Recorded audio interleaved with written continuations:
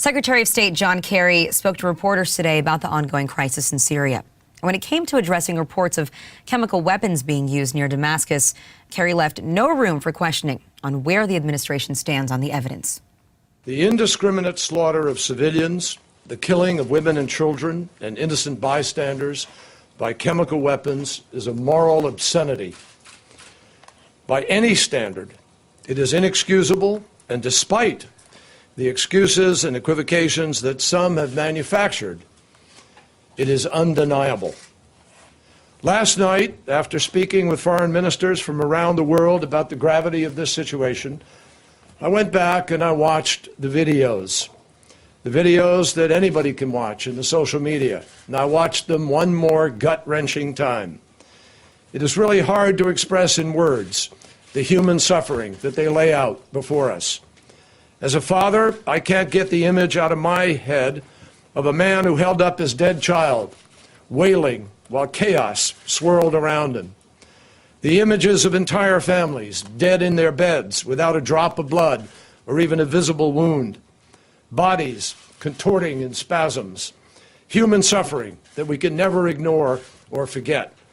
Anyone who could claim that an attack of this staggering scale could be contrived or fabricated needs to check their conscience and their own moral compass.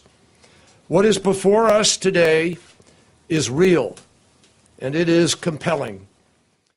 Now, at the end of last week, it was reported that the chairman of the Joint Chiefs of Staff, General Martin Dempsey, will be presenting President Obama with a range of military options over the weekend, including the use of Tomahawk missiles. But despite the gruesome images coming out of Syria, a new Reuters Ipsos poll shows that only 9% of respondents in America favor intervention.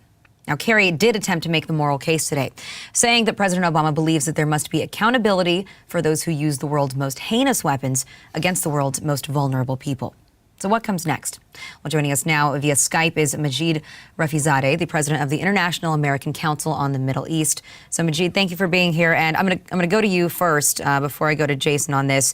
What did you think overall of Secretary of State John Kerry's speech today? He didn't give any specifics in terms of any action that the United States might take, but clearly there was some very strong worded language here. And, I've got a tweet here from Max Fisher from the Washington Post. It says, Kerry's Syria presser, that was a war speech, that he essentially laid out a moral argument, made the case about international norms, made a legal case here as well. Is there any way that after a speech like that, there isn't going to be some kind of action?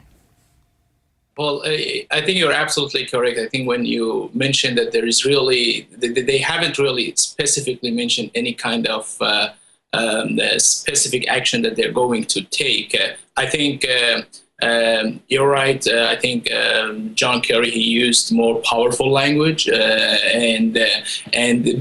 but still there are many questions being raised. This is not the first time that the chemical weapon reports comes out. Before 13 reports of chemical weapon has came out of Syria. Those reports were strong reports from.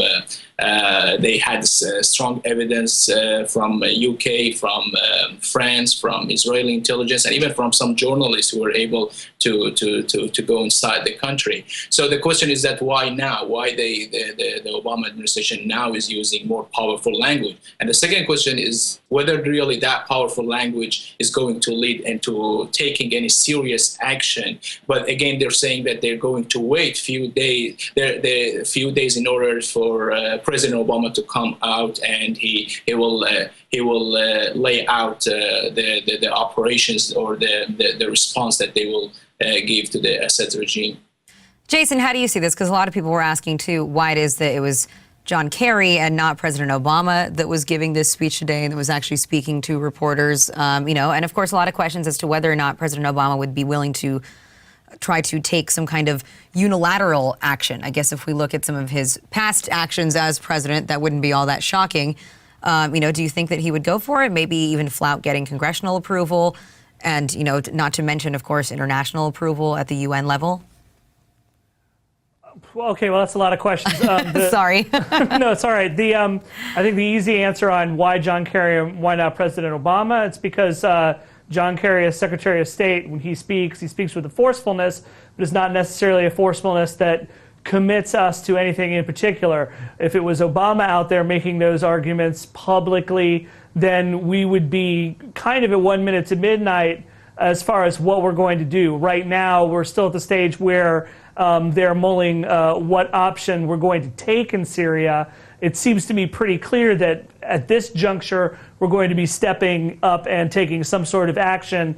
The devil's in the details, though, and really it's in the specifics what our goal is there, and how close we intend to get to this action, and what we actually intend to try to forestall. So that is still stuff that I guess we could speculate on, but we don't know for sure.